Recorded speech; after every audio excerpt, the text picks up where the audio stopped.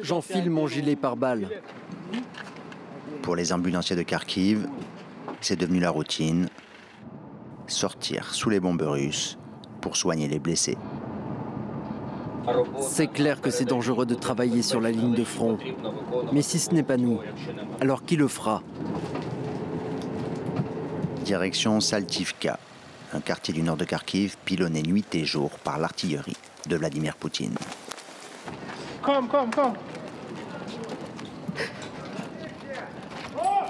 Les habitants sont sous le choc.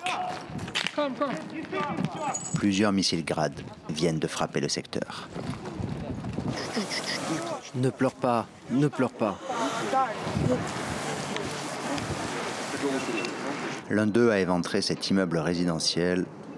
Toutes les vitres ont été soufflées par l'explosion. Et les policiers craignent une deuxième salve.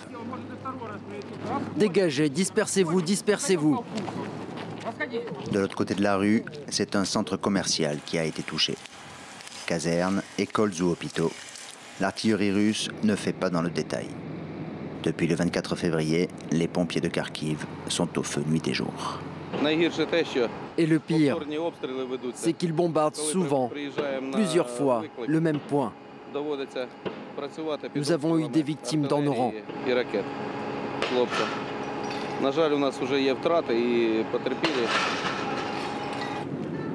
Ce supermarché, une filiale locale du groupe français Auchan, aurait été partiellement gagné par l'incendie. Pour évacuer les victimes, il faudra plusieurs ambulances. Ça va aller, nous sommes ukrainiens. Dans celle-ci, 2 riverains blessés par les éclats de verre. Les Russes, c'est vraiment des criminels de guerre. Arrivée aux urgences, la vieille dame est encore sous le choc. Bilan de l'attaque, 1 mort, 14 blessés. Retour sur le lieu de la frappe où les résidents font le ménage. Secoués, mais stoïques. C'est rien, ça m'est égal. Sviltana, professeur d'ukrainien à la retraite, nous invite à constater les dégâts. Le missile a explosé au niveau de la cage d'escalier, mais l'onde de choc n'en est pas restée là. C'était tout ce que je possédais.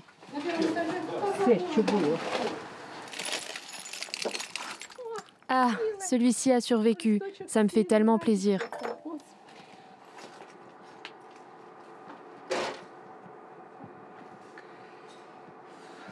Les assiettes sont tombées et elles sont toutes cassées. C'était tellement joli ici. Et à la tombée du soir, les bombardements reprennent sur le quartier.